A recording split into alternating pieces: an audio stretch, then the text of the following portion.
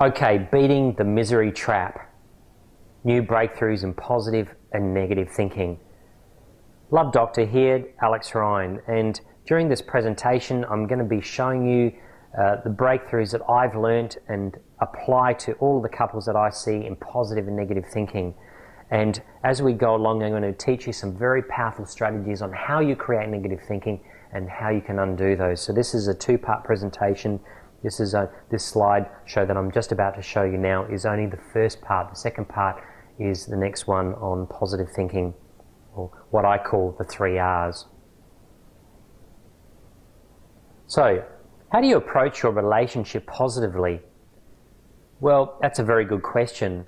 The reality is that we all want to be positive. I've never met anyone who wants to outrightly be a negative person. However, we do tend to find that negativity is all around us and we become encompassed in negativity so much that we become negative ourselves. Just look at the news. You find that on the news every day you see such very negative, newsworthy type events going on that you begin to wonder whether the whole world is a negative place. And of course, if you talk to someone, you find the first things that come out of people's mouths are complaints about the economy, politics, etc., etc.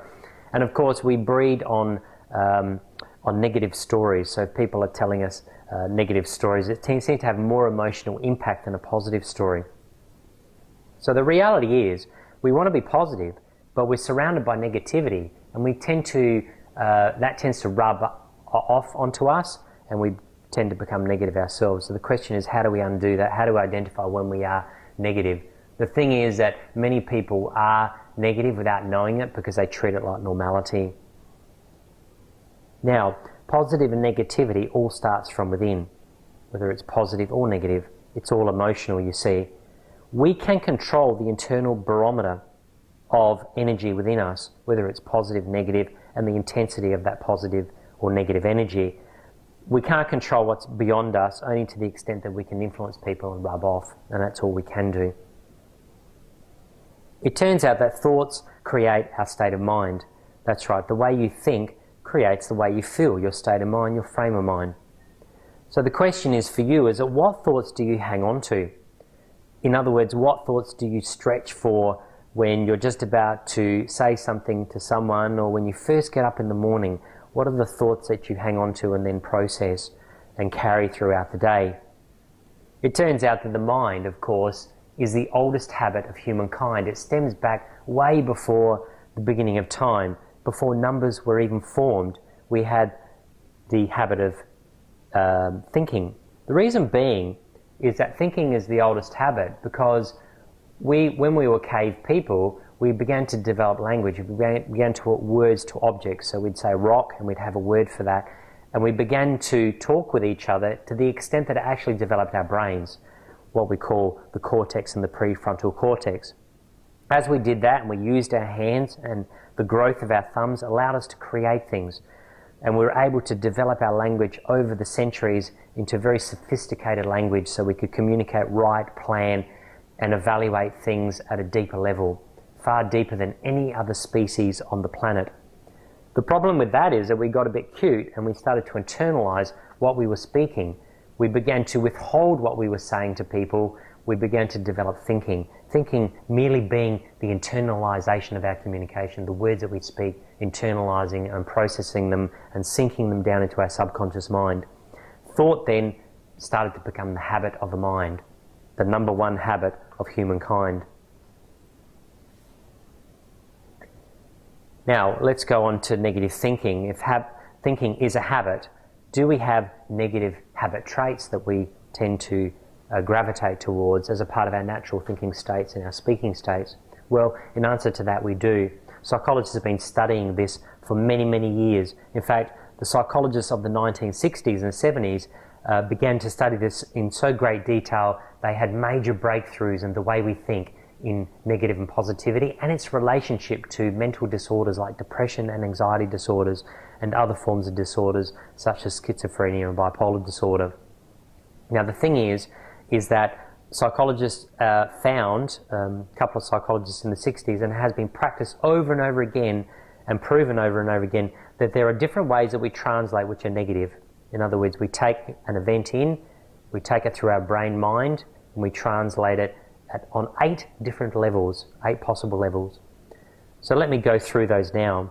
The first type of negative translation is personalizing. This is when something happens and you immediately draw it inside of you and you make it personal to you. You personalize it in an emotional negative fashion. So say, for example, you invite a friend out to go out to dinner and the friend says, "Nah, I haven't got time to go out with you tonight."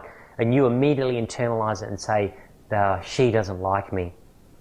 Well, the thing is, you learn a bit later that she actually was having a relationship breakup and going through a difficult time. It wasn't personal. She didn't say no because she didn't like you. It's just that she had a lot of emotional stuff going on in the background, stuff going on in her life that wasn't related to you. Of course, your mind has that habit of taking it on in the inside and making it personal. And the question is, I'm going to teach you a bit later how to break those traps. The second type of negative translation is black and white thinking. This is where you see the world or events in a very all or none fashion, black and white. There's no in between.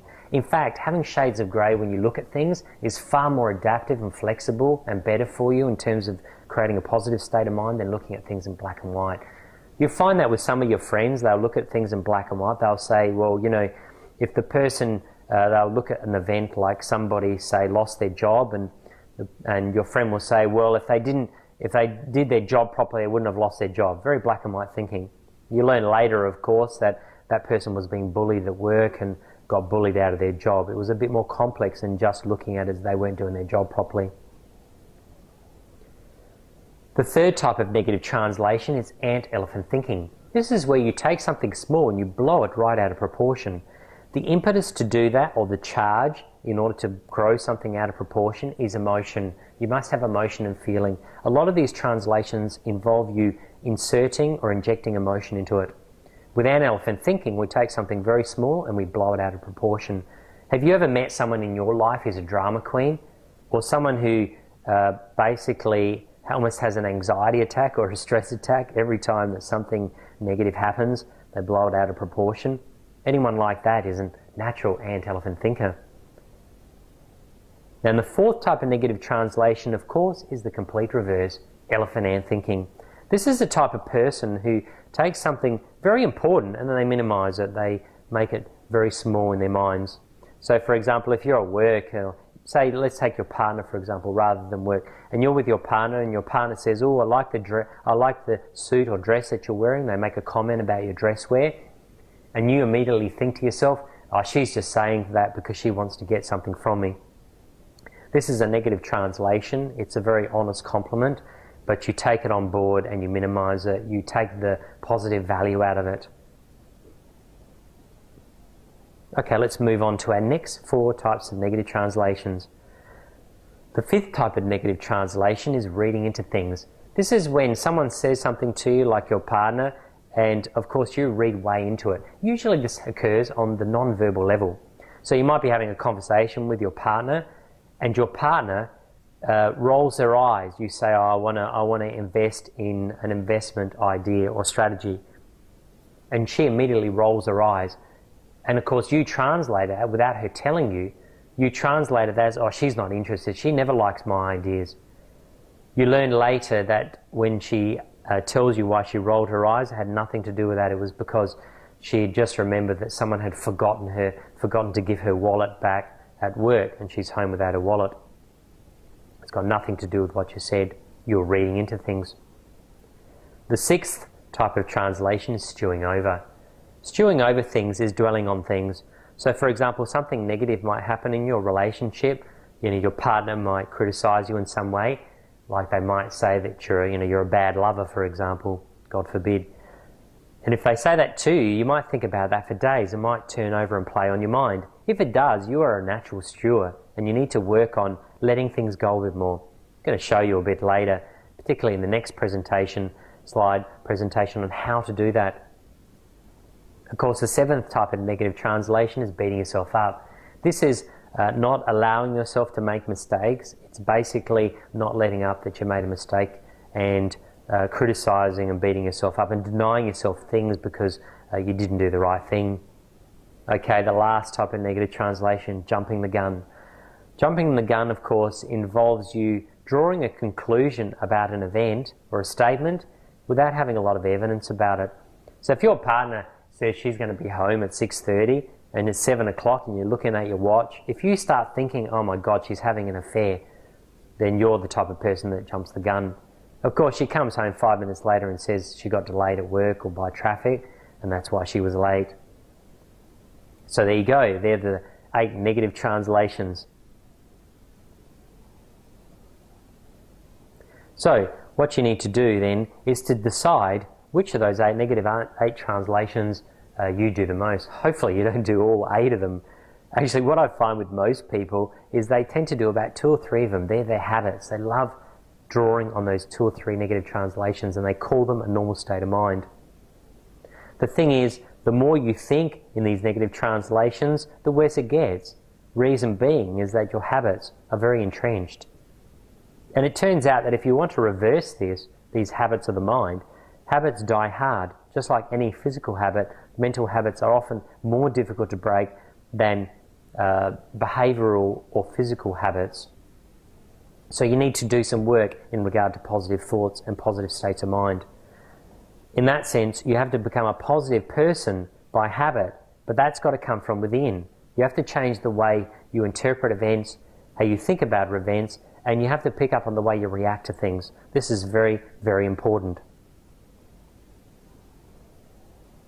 Okay, so there's 3 ways to process any negative event into a positive event. How we can translate all our negativity into positivity. The thing I really want to stress to you is that all negative energy has a complete opposite side, positive energy. If you've got negative energy like nerves, you can easily translate that into excitement. See, you see athletes often when they're performing, they often are quite nervous before an event. If they can manage and control those words and focus that energy, that actually helps them run faster. It actually helps them perform better. So the important thing here is not to get rid of your negative emotional reactions or negative energy from within. It's just being able to manage those and translate those into positive energy flows. There's 3 ways, of course, you can do that. The first way, which seems like the hardest but is actually the easiest, is a reframe. In other words, you change the way you look at an event. You take yourself from one frame of mind to another frame of mind. If you're in a negative frame of mind, you shift yourself into a positive frame of mind. So how do you do that? So in regards to reframing, I'm not going to go too much into detail with it here. All I'm going to talk about is that you need to stand in someone else's shoe or see it from someone else's eyes as a way of distancing yourself from that negative emotional reaction that you have and allowing you to see it from a more positive standpoint. The second type of R is the R that I call reject. And reject is about you eliminating and countering or counter-punching the negative thought reaction that you had. It's a more immediate strategy of where you counter-punch immediately and being able to obliterate and neutralize the negative reaction. This is more immediate and can have faster results. And the third R, which seems to be the easiest but actually is the hardest, is like being a Buddhist monk. It's about releasing the thought, letting it go. This is actually the most difficult because we have a lot of mental junk that goes through our head. It's hard to actually translate that back into positive energy. So to begin with, you'll be doing a lot of reframing, rejecting, and at some point then you'll be able to immediately release because you have an easy strategy for you to, when you think a negative thought, you just let it go. You don't let it play on your mind, you just release it. Of course, if you're able to do these enough and repeat them, which is an R by the way, it's a hidden R, you'll be able to then go to the 4th strategy, which is to reflect, deflect, which is a verbal strategy you can use with other people to be able to deflect negativity off of you and not let negativity seep into your mind and affect you. But remember, with the R's, it's very important to keep repeating being the hidden R. As you do that and you practice the 3 R's, you become a positive person and you're able to translate negative energy into positive energy.